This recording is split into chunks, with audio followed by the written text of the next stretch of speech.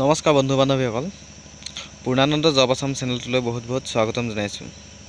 বন্ধু বান্ধৱীসকল, আপোনালোকৰ মাজলৈ অসমৰ সাধাৰণ জ্ঞানৰ প্ৰতিদিনে 5টাকৈ প্ৰশ্ন উত্তৰ লৈ অহা হৈছে।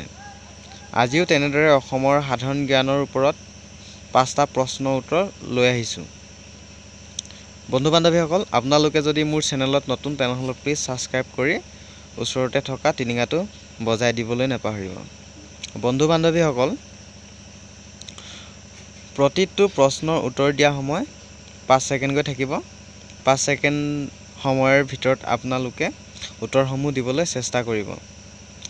পাৰ্ট 3ৰ ভিডিঅ'টোত আপোনালোকৰ মাজলৈ এৰি দিয়া প্ৰশ্নটো আছিল অসমীয়া চুটিগল্পৰ জনক কোন?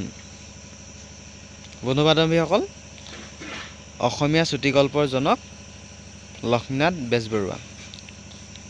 প্ৰথম শুদ্ধ উত্তৰ দিয়া প্ৰথম দুগৰাকী হৈছে Assam job and question paper, job news Assamese. বন্ধু বান্ধৱীসকল, আজিৰ প্ৰশ্নটো হৈছে চিহৌকি গ্ৰন্থৰ লেখক। বন্ধু বান্ধৱীসকল, আপোনালোকৰ শুদ্ধ উত্তৰ দিয়া সময় 5 ছেকেণ্ডকৈ থাকিব। 5 ছেকেণ্ডৰ ভিতৰত আপোনালোকে উত্তৰসমূহ দিবলৈ চেষ্টা কৰিব। প্ৰশ্নটো হৈছে চিহৌকি গ্ৰন্থৰ লেখক। সময় আৰম্ভ।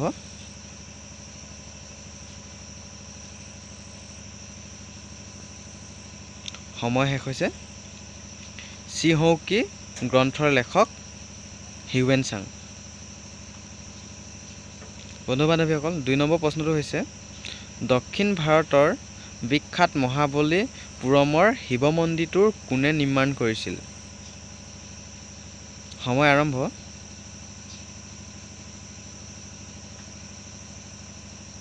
বন্ধু বান্ধৱীসকল, শুদ্ধ উত্তৰটো হৈছে পল্লৱ ৰজা মহেন্দ্ৰ বৰ্মন। 3 নম্বৰ প্ৰশ্নটো হৈছে মেগাস্থেনিছৰ বিখ্যাত গ্ৰন্থখনৰ নাম কি? সময় আৰম্ভ।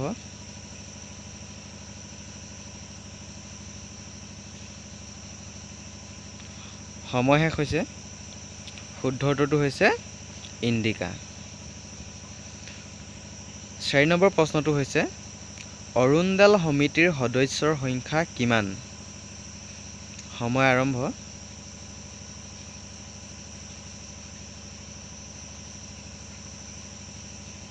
সময় শেষ হৈছে। শুদ্ধ উত্তৰটো হৈছে 5 জন। 5 নম্বৰ প্ৰশ্নটো হৈছে অৰ্থশাস্ত্ৰৰ ৰচকজনৰ নাম কি? বন্ধু বান্ধৱীসকল, আপোনালোকে উত্তৰ দিবলৈ চেষ্টা কৰকচোন। সময় আৰম্ভ হৈছে।